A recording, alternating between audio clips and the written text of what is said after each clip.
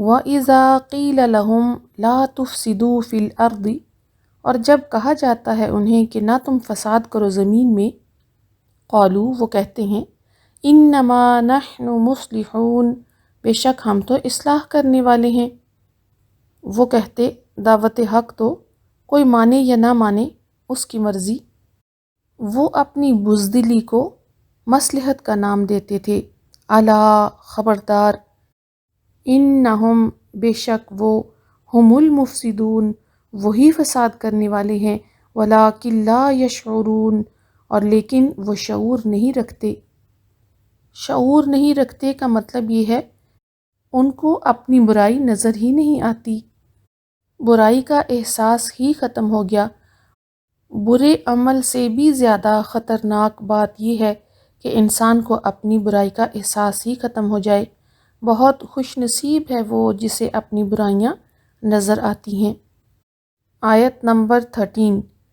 وَإِذَا قِيلَ لَهُمْ آمِنُوا، اور جب کہا جاتا ہے انہیں ایمان لے آؤ، كَمَا آمَنَ النَّاسُ جیسا کہ ایمان لائے لوگ۔ کون لوگ؟ صحابہ کرام رضی اللہ عنہم۔ قَالُوا أَنُؤْمِنُ كَمَا آمَنَ السُّفَهَاءُ وہ کہتے ہیں کیا ہم ایمان لائیں جیسا کہ بے وقوف لوگ ایمان لائے؟ ہر دور میں ایسا ہوتا ہے کہ ایمان لانے والوں کو، مخلص ترین لوگوں کو بے وقوف ہی سمجھا جاتا ہے۔ الا خبردار، انہم ہم السفہاء بے شک وہ وہی تو ہیں بے وقوف، ولکن لا یعلمون اور لیکن وہ علم نہیں رکھتے۔ وَإِذَا لَقُوا الَّذِينَ آمَنُوا اور جب وہ منافق ملتے ہیں ایمان والوں سے، قَالُوا آمَنَّا وہ کہتے ہیں ہم ایمان لائے۔ وَإِذَا خَلَوْا إِلَىٰ شَيَاطِينِهِمْ اور جب وہ اکیلے ہوتے ہیں اپنے شیطانوں کے ساتھ، اور شیطانوں سے مراد قریش اور یہود کے سرداران ہیں جو اپنے لوگوں کو نبی صلی اللہ علیہ وسلم کی محفل میں بھیجتے تاکہ وہ جاسوسی کریں۔ وہ ایمان والوں سے کہتے کہ ہم ایمان لائے ہیں، اور جب وہ اپنے ان سرداروں کے پاس آتے، قالوا وہ کہتے ہیں انا معکم بے شک ہم تمہارے ساتھ ہیں، انما نحن مستہزئون بے شک ہم تو مذاق اڑانے والے ہیں۔ اللہ یستہزئ بہم اللہ مذاق اڑاتا ہے ان کا، ویمدہم فی طغیانہم یعمہون اور وہ ڈھیل دے رہا ہے انہیں ان کی سرکشی میں وہ بھٹکتے پھرتے ہیں۔ ایمان اور ایمان والوں کا مذاق اڑانا اللہ تعالیٰ کو سخت ناپسند ہے۔ سوچنے کا مقام ہے کیا ہمارے لہجوں میں ایمان والوں کے لیے مذاق تو نہیں ہوتا؟ کیا ہم دین پر چلنے والوں کو مولوی یا مولویانیاں کہہ کر تو نہیں بلاتے؟ اگر ایسا ہے تو سوچنا پڑے گا کہ اللہ کو یہ بات سخت ناپسند ہے۔ اولئک الذین اشتروا الضلالۃ بالہدیٰ یہی لوگ ہیں جنہوں نے خرید لی گمراہی ہدایت کے بدلے۔ اللہ نے چننے کا اختیار دیا تھا لیکن انہوں نے ہدایت کو چھوڑ دیا، گمراہی کو اختیار کیا۔ فما ربحت تجارتہم تو نا فائدہ مند ہوئی ان کی تجارت، وما کانوا مہتدین اور نہ تھے وہ ہدایت پانے والے۔ تجارت کا مطلب یہ ہے کہ ساری صلاحیتیں اسلام دشمنی میں ضائع کر دیں۔ ایسے لوگوں نے کیا نفع کمایا؟ آیت نمبر 17۔ ایک مثال کے ذریعے بات سمجھائی جا رہی ہے۔ مثلہم مثال ان کی، کمثل الذی استوقد نارا جیسی مثال اس کی جس نے آگ جلائی، اور الذی یہاں کون ہے؟ نبی صلی اللہ علیہ وسلم۔ کفر کے اندھیروں میں ایمان کی آگ جلائی۔ فلما اضاءت ما حولہ پھر جب اس نے روشن کر دیا اس کا ماحول، ایمان کی روشنی سے ہر چیز واضح ہو گئی، حق اور باطل کا فرق نظر آنے لگا۔ ذہب اللہ بنورہم اللہ لے گیا ان کا نور، وترکہم اور اس نے چھوڑ دیا انہیں فی ظلمات لا یبصرون اندھیروں میں وہ دیکھ نہیں پاتے۔ اس کا مطلب یہ ہے کہ کفر کے اندھیروں میں اللہ تعالیٰ نے نبی صلی اللہ علیہ وسلم کے ذریعے ایمان کی روشنی پھیلائی۔ جنہوں نے اس روشنی کو پہچان لیا وہ ایمان لے آئے، اور جنہوں نے اس روشنی سے فائدہ نہیں اٹھایا تو پھر اللہ تعالیٰ نے ان کے اندر سے اس ایمان کی روشنی کو دیکھنے کی صلاحیت ہی چھین لی۔ اللہ کیوں لے گیا ان کا نور؟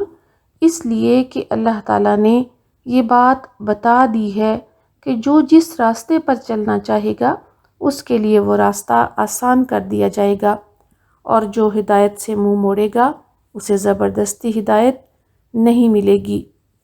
صم بکم عمی، بہرے ہیں، گونگے ہیں، اندھے ہیں، فہم لا یرجعون، پس وہ نہیں لوٹتے، ہدایت کی طرف نہیں آتے۔ آیت نمبر 19 ایک اور مثال سے بات سمجھائی جا رہی ہے۔ او کصیب من السماء، یا جیسے زوردار بارش آسمان سے۔ صیب قرآن کے احکامات کی مثال دی گئی ہے۔ یہ بات حدیث سے ثابت ہے، صحیح بخاری کی حدیث ہے۔ نبی صلی اللہ علیہ وسلم نے فرمایا، مجھے اللہ نے جو علم و ہدایت دے کر بھیجا ہے اس کی مثال موسلادھار بارش کی طرح ہے جو زمین پر برسی۔ آسمان سے قرآن مجید کے احکامات اللہ تعالیٰ نے نازل فرمائے۔ فیہ ظلمات، اس میں اندھیرے ہیں۔ اندھیرے ہیں ان لوگوں کے لیے جنہوں نے اس روشنی سے فائدہ نہیں اٹھایا۔ ظلمات کا مطلب یہ ہے کہ مشکل احکامات لگتے ہیں ان کو، روزہ مشکل لگتا ہے، زکوٰۃ اور جہاد مشکل لگتے ہیں۔ ورعد، اور گرج، گرج کا مطلب ہے عذاب والی آیات ہیں، ان کی وعید سنائی گئی ہے۔ وبرق، اور بجلی ہے، خوشخبریاں بھی ہیں، جنت کا وعدہ کیا گیا ہے۔ لیکن وہ قرآن کے احکامات کو سن کر کیا کرتے ہیں؟ یجعلون اصابعہم فی آذانہم، وہ ڈال لیتے ہیں اپنی انگلیاں اپنے کانوں میں۔ من الصواعق، بجلی کے کڑاکوں سے، حذر الموت، موت سے بچنے کے لیے۔ انہیں تو قرآن کے احکامات پر عمل کرنا موت کے مترادف لگتا ہے۔ واللہ محیط بالکافرین، اور اللہ گھیرنے والا ہے کافروں کو۔ یکاد البرق یخطف ابصارہم، قریب ہے کہ بجلی کی چمک اچک لے جائے ان کی نگاہیں۔ اس کا مطلب یہ ہے کہ جب اسلام کی راہ میں کوئی مشکل آتی ہے تو اتنا ڈر جاتے ہیں جیسے ان کی نگاہیں اچک لی جائیں گی، کیونکہ دین تو قربانی مانگتا ہے۔ اپنے جاہلیت والے رسم و رواج چھوڑنے پڑتے ہیں، ایسی دوستیاں چھوڑنی پڑتی ہیں جو اسلام کے راستے میں چلنے پر رکاوٹ بنے۔ کلما اضاء لهم مشوا فیہ، جب وہ روشنی کرتی ہے ان کے لیے وہ چل پڑتے ہیں اس میں۔ خوشی اور آسانی کے حالات میں اسلام والوں کا ساتھ دیتے ہیں۔ وَإِذَا أَظْلَمَ عَلَيْهِمْ قَامُوا، اور جب وہ اندھیرا کر دیتی ہے ان پر وہ کھڑے ہو جاتے ہیں۔ جب کوئی اسلام کا تھوڑا سا بھی مشکل حکم آتا ہے تو انہیں مشکل لگتا ہے۔ وَلَوْ شَاءَ اللَّهُ لَذَهَبَ بِسَمْعِهِمْ وَأَبْصَارِهِمْ، اور اگر اللہ چاہے البتہ وہ لے جائے ان کے کان اور ان کی آنکھیں۔